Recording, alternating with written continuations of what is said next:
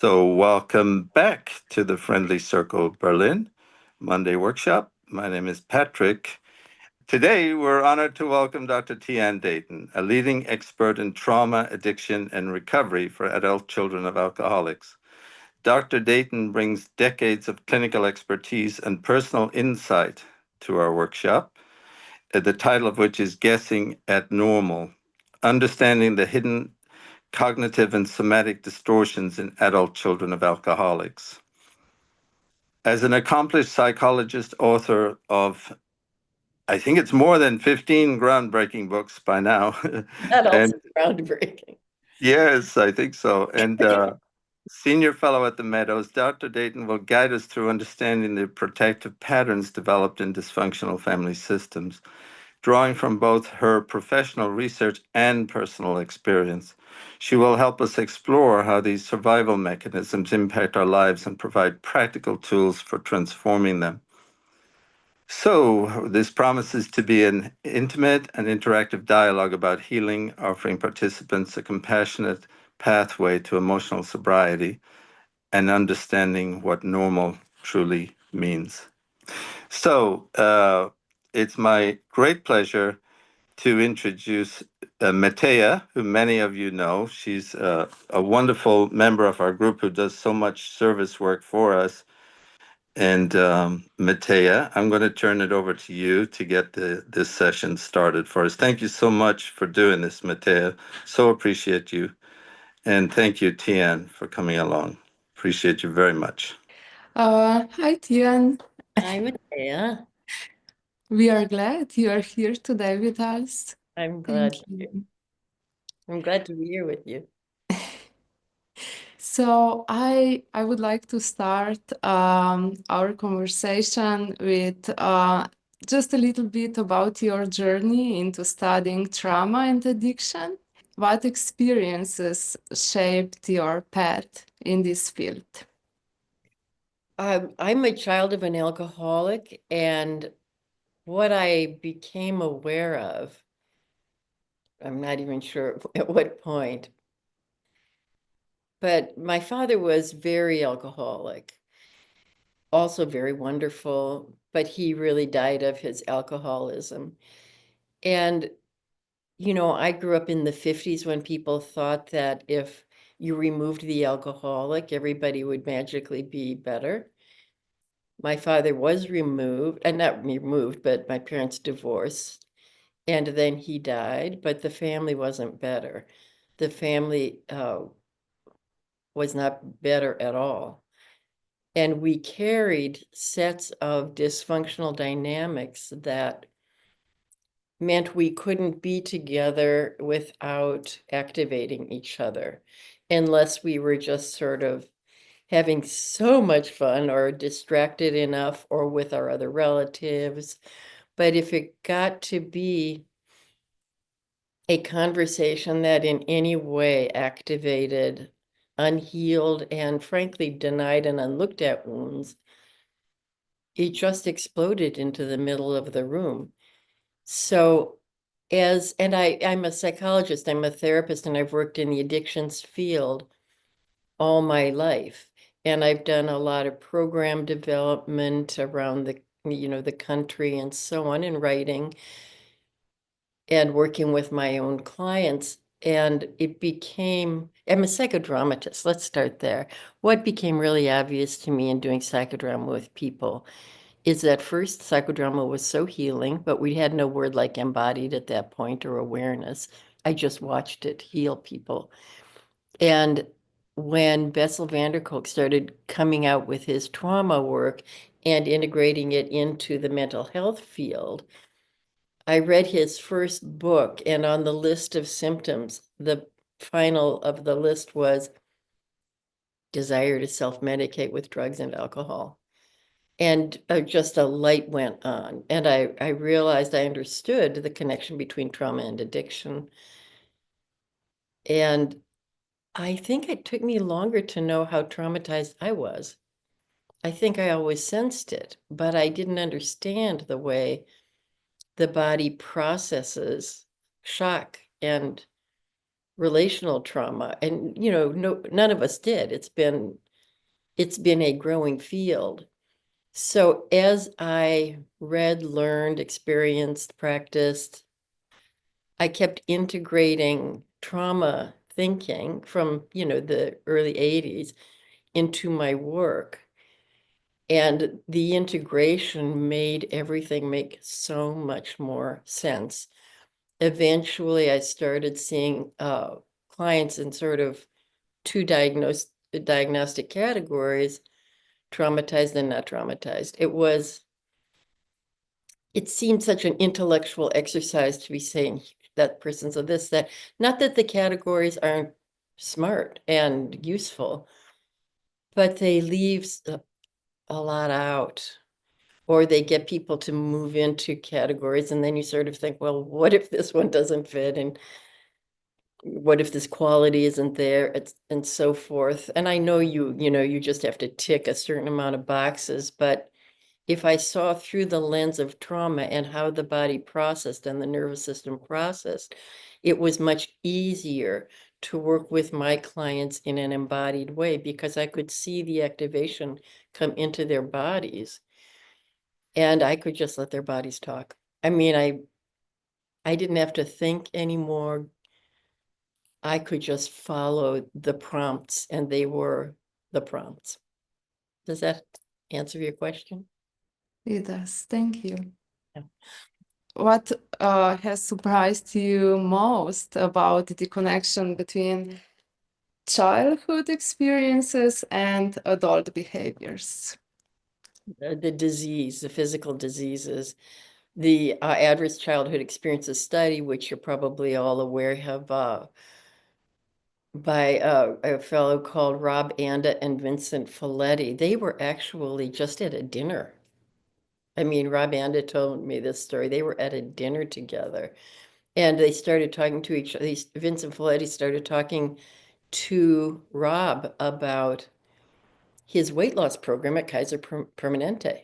They were doing, all they wanted to find out was how to reduce all of these adult office visits, how to cut back on so much spending. And what happened with his weight loss program, he was absolutely successful. People lost weight, but then they relapsed or they left the program.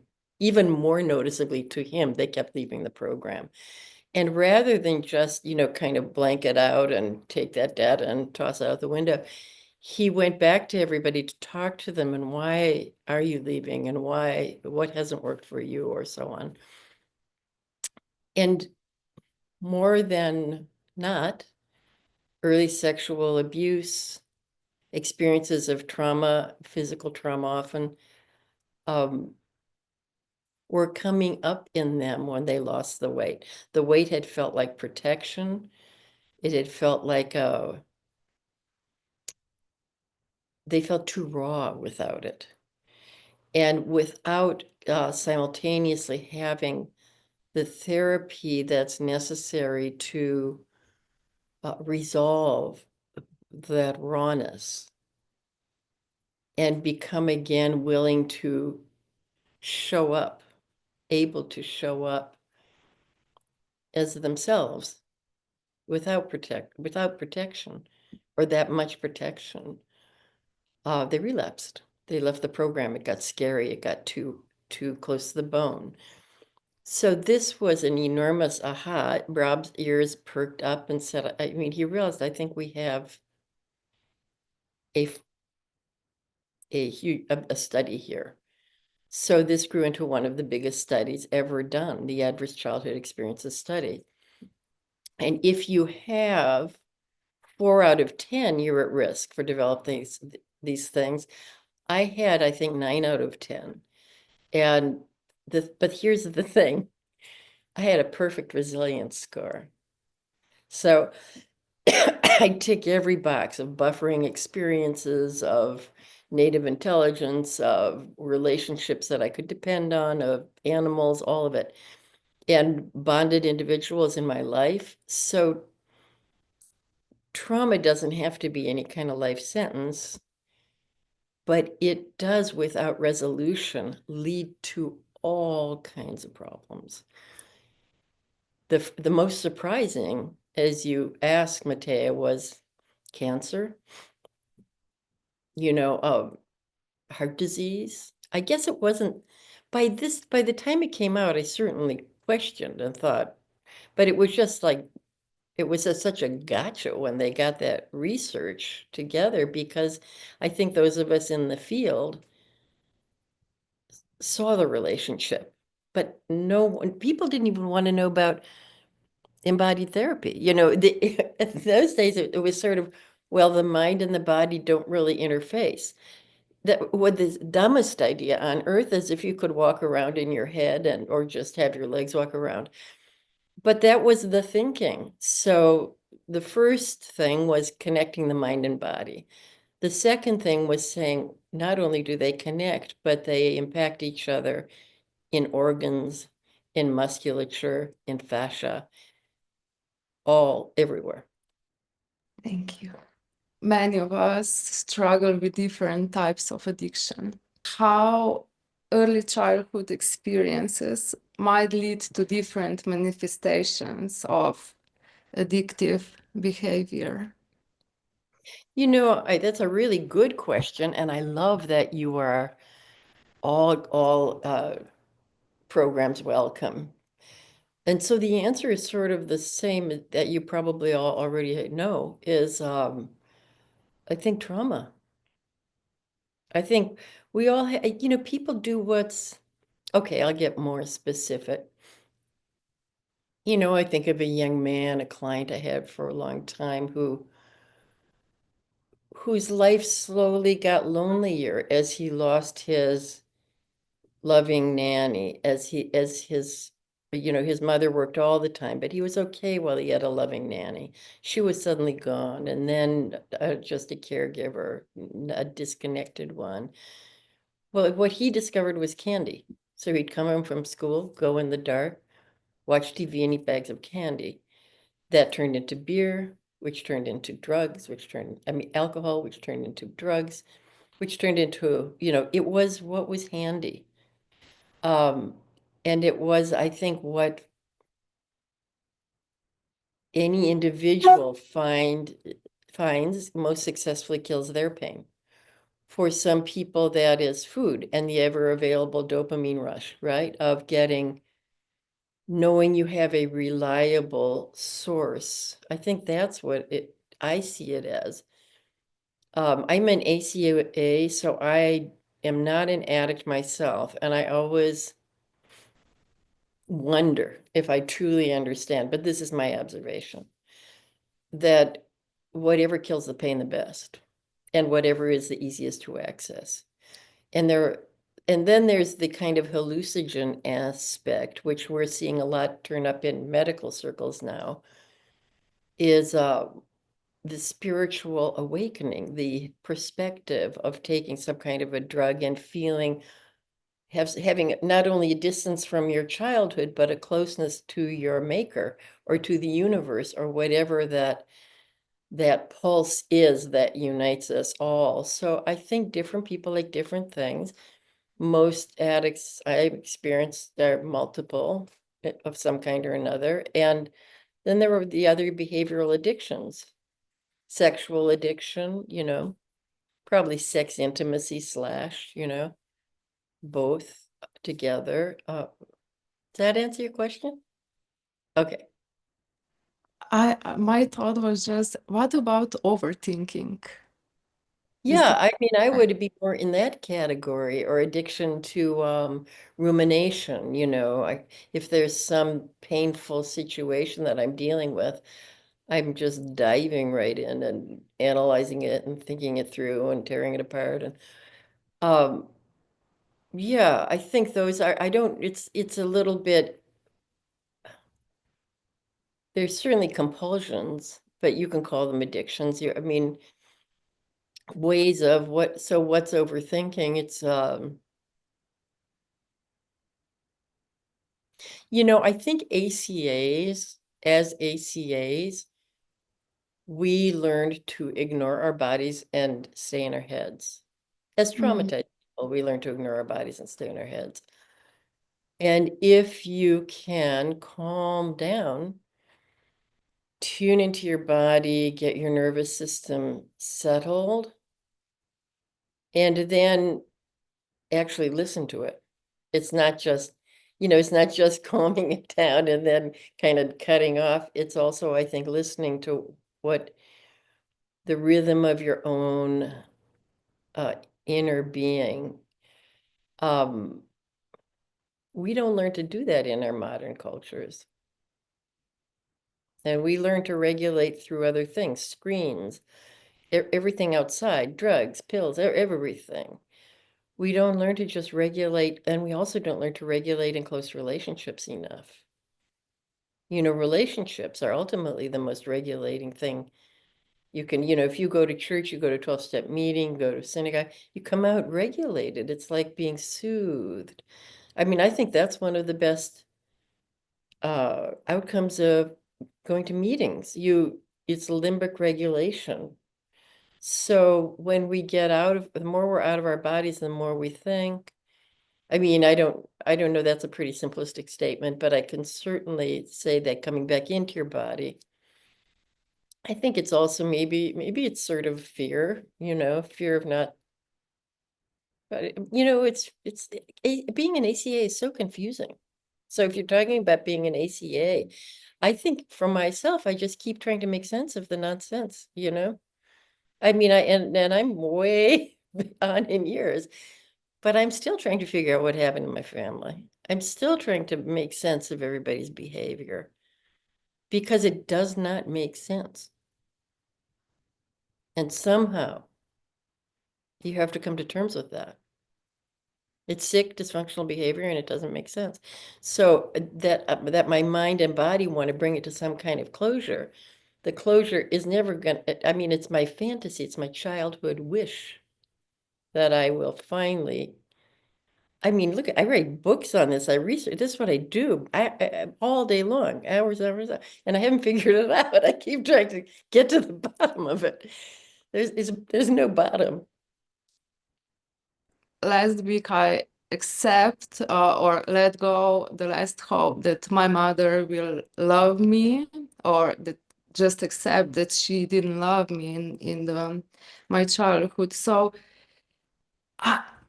it's so hard for me, Right in here, right? The deep, and you Hmm. know why, and you want to, and that's the cognitive distortion, if I may, is it must be me. That the mind of the child creates meaning where none is, where meaning is denied. So that there's chaos, there's a lack of connection, and then the child is left to create their own meaning because a caring adult isn't helping them to think through their feelings of isolation, to name them, to disconnection, to kind of reconnect in any way. I mean, you don't need education to reconnect. You need a pair of arms to hug somebody. You need a dog can reconnect. I mean, in fact, that's some of my best connections as a kid were with my dog. But and she always knew how I felt. So I think we try to close that loop, that anxious loop. But I think that's where psychodrama comes in, you know. And just thinking about it is activating, right? Just think because the memory isn't. But if you were to talk to your mother in an empty chair or through a role player, at least you've got something to talk with.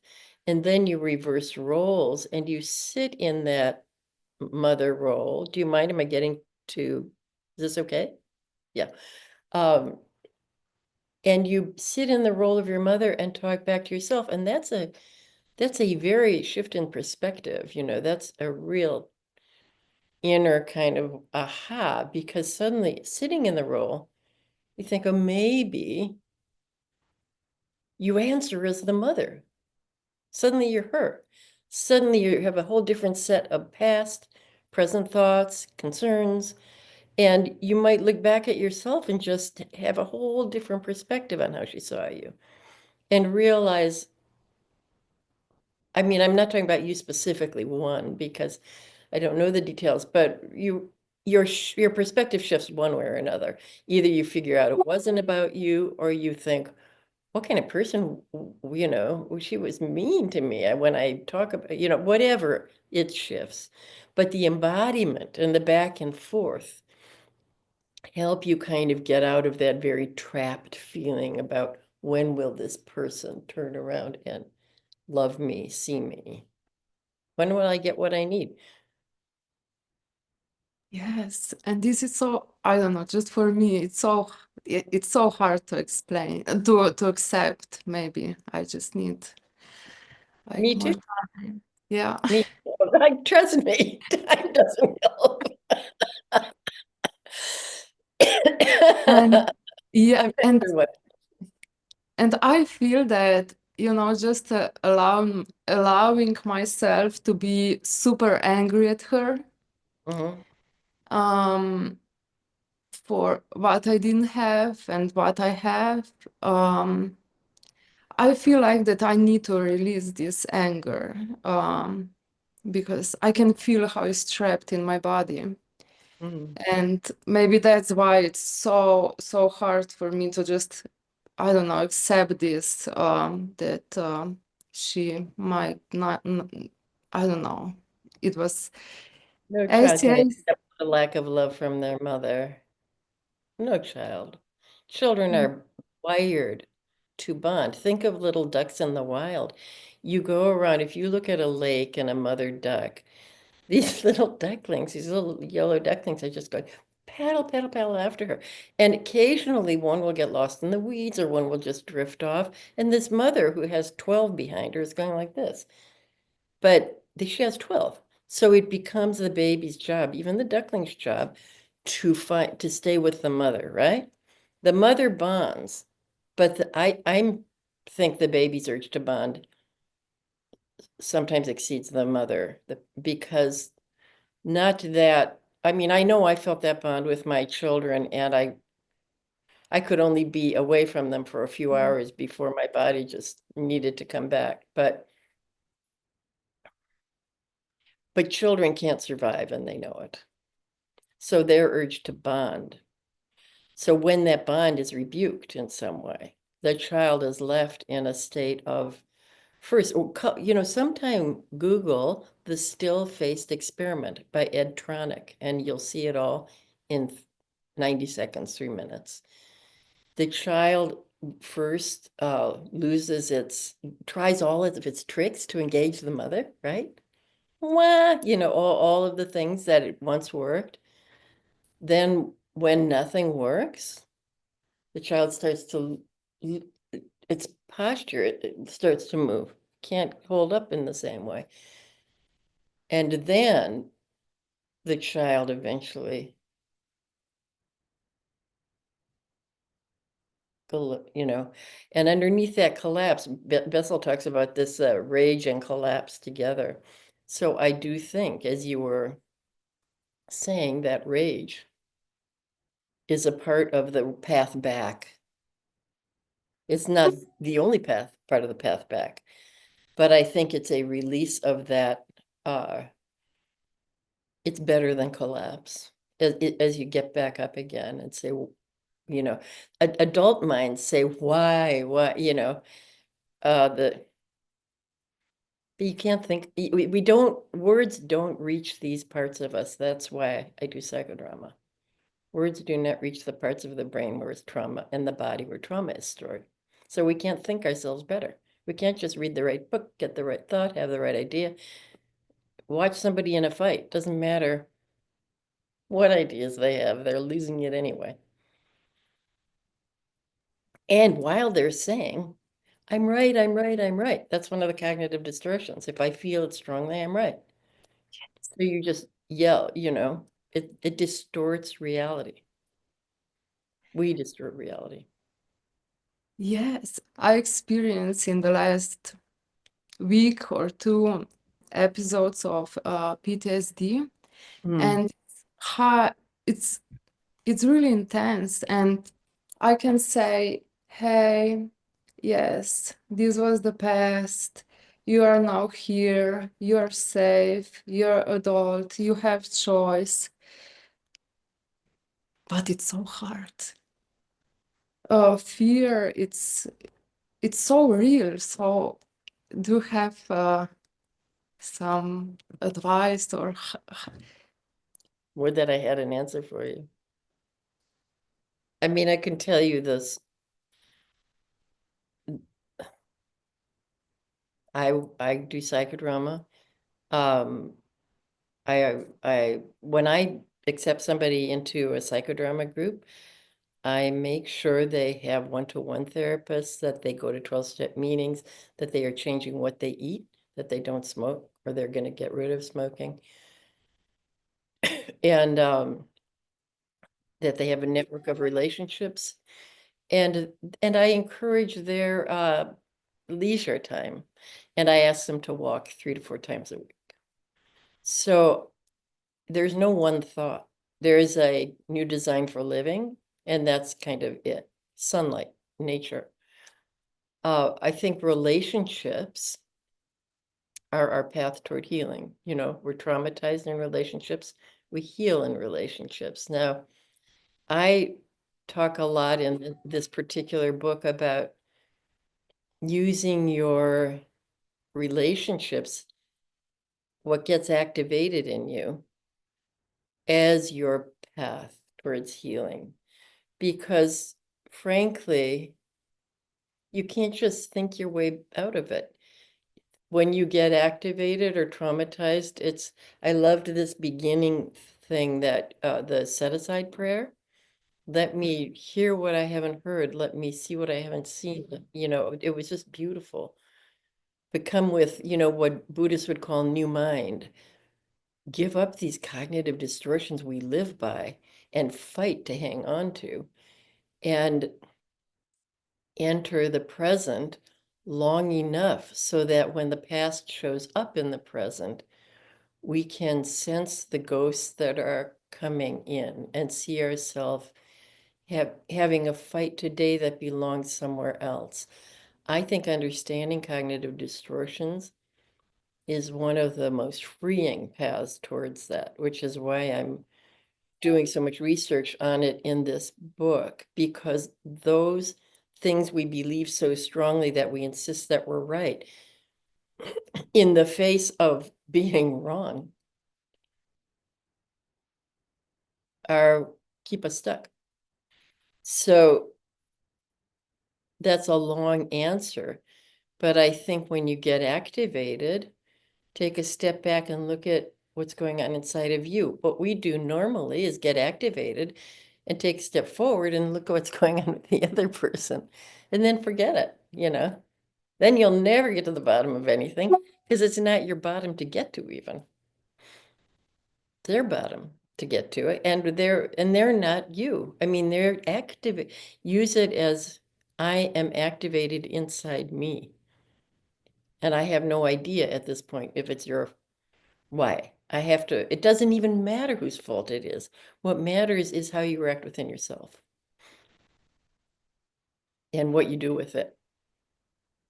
so when we recognize our behaviors or these survival strategies in our day-to-day relationships.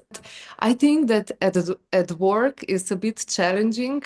I cannot go and say, but hey. Well, you don't need to make it about the other person, because the reaction that matters is occurring inside of you. Mhm. You know, we have this illusion that everything, unless we work it out with the other person. But the person you want to work it out with is you and your child within you. And if you work it out there, you'll react differently. And then you'll be able to see, is this a person I can talk about this with? Probably not your boss. I mean, probably not. Can we take a 3-hour break or so and I'll tell you all about I mean, that probably doesn't belong in the workplace. And it belongs in a marriage. It does not belong in parenting, which is not to say you wouldn't share with your child, but I think you want to maintain ACAs blend with their children, you know, because of this black and white thinking. That's another cognitive distortion, all or nothing thinking. Sometimes ACAs overparent or underparent, or both, you know, clinging. In partnerships too, we alternate clinging with distancing, right? It's the middle ground traumatized people have trouble with. We can't walk and chew gum at the same time. And that's what we need to come to, is the middle ground and get our heads out of the other person. I mean, I say that, it's easy to say. I don't probably, you know, half the time I don't do it, but I'm saying it. And and I think mind reading is something as well, right? We Like think we know what the other person is thinking, and therefore we cannot accept what they're telling us they're thinking. We doubt them, and once again, we're right and they're wrong. And then you know, it's demeaning to the other person, it's hurtful to the other person, and it doesn't get us anywhere. and how to meet this like middle ground. Oh, you have to find a way to settle down your nervous system. Starts with the nervous system. If you can settle that down, meditation is wonderful. That's a very good thing. Also, mindfulness. Settle down your nervous system, because if you picture a little baby in a parent's arms, babies sense their parents' intention or vibe, you know? Babies learn self-regulation through co-regulating with the parent, right? Most normal parenting involves a lot of this.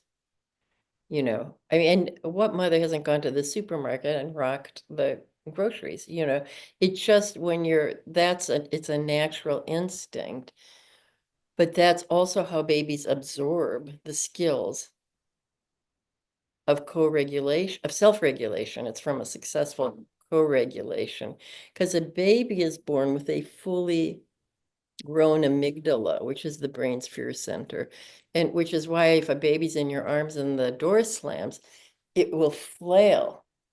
And the baby doesn't have the capacity to bring itself back from that state. The parent has to act as an external regulator. If that happens well enough throughout childhood, the baby starts to internalize skills of self-regulation. If it doesn't, we have to do some work later. But it's not a head thing. These are body things. These are body things. So walk in nature, learn about your nervous system. Deb Dana does lovely work on the nervous system. Learn about how to calm down before you engage.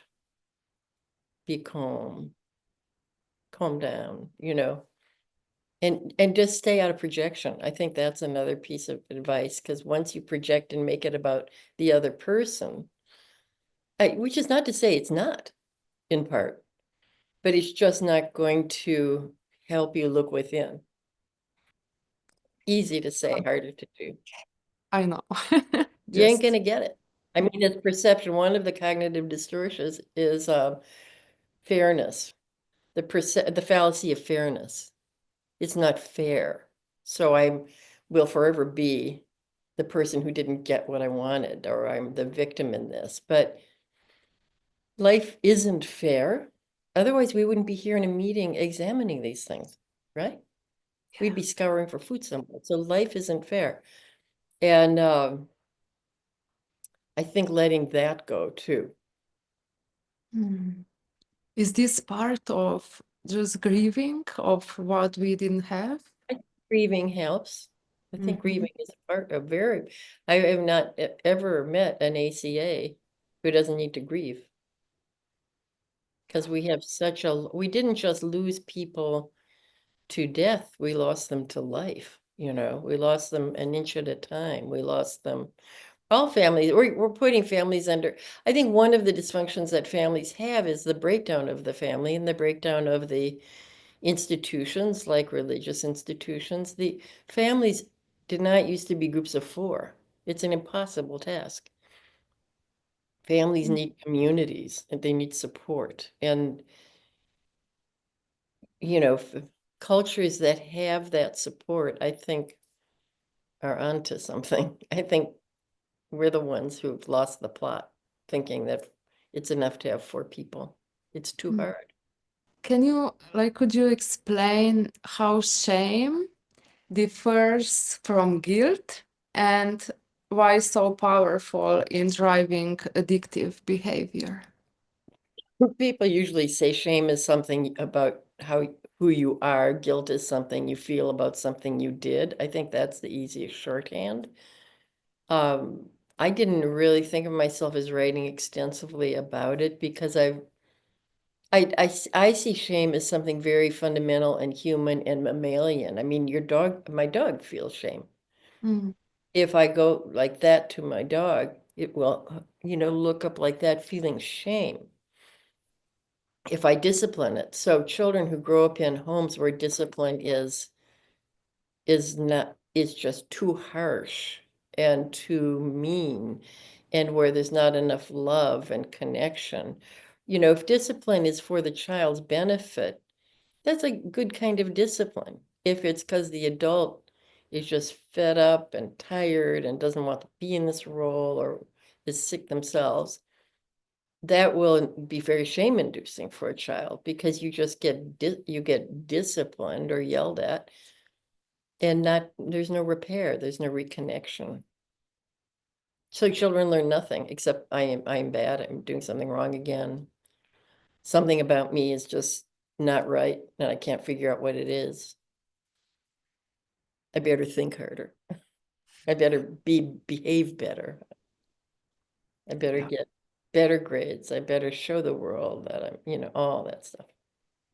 Yes, and it's so interesting. What is better? I think it's just part of perfectionism for I think myself. I'm trying to put a lot of words on a big experience, and words don't heal.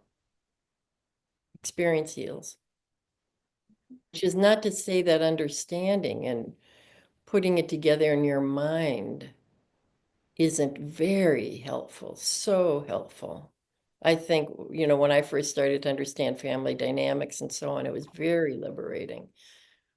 But then we need experience to heal. And for ACAs, it's to a person, we want to have the right thought that's just going to make everything else okay. That we want to read the right book, and I always worry about that. And I try not to sound too strident in books or to give advice that makes people think that what I'm saying is actually going to just, fix them. But the good news is, once you get awakened in program, I think, and on this spiritual path of recovery, it's just a journey that's beautiful. So the gains are built into each day. So I don't think we need to worry about getting it all right. I think we just need to stay in the saddle. Baby steps. Baby steps, yeah. My last question, what is one thing you wish more people knew about how trauma affects us? Wow, that's a good question. I'm not even sure I know how to answer it, but that I think the thing I really want people to know is that if you don't resolve these issues for yourself, you will pass down pain. You don't kid yourself, don't try to whitewash this. Trauma changes the brain and body, and it dysregulates the nervous system. That's why we talk so much about the nervous system.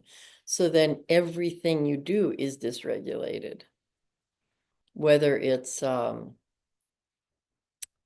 you spend your time, how you relate with your spouse, how you find self-regulation difficult because trauma has dysregulated the nervous system. So that is why people like Steve Porges with polyvagal theory put so much emphasis on re-regulating the nervous system. But the trick is to see it everywhere, to see it everywhere. When I was showing Steve one time a video of floor checks, which I do, and if you go onto RTR relationaltraumarepair.com, you will see floor checks. So Steve's the only person I've shown that to who looked at it and said, this is a new form of therapy.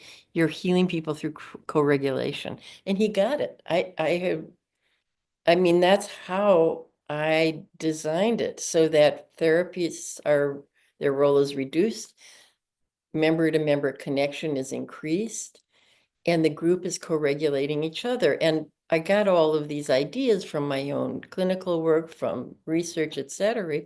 But I also got it from horses, from my neighbor who raised racehorses. And it's a quick story, but every year it was just this awful whinnying for days while they separated the mares and the colts and Phil, all this plaintive, heartbreaking sound. And one year it wasn't there. And I said, what, John, it wasn't there this year. And he said, we started separating the babies one at a time.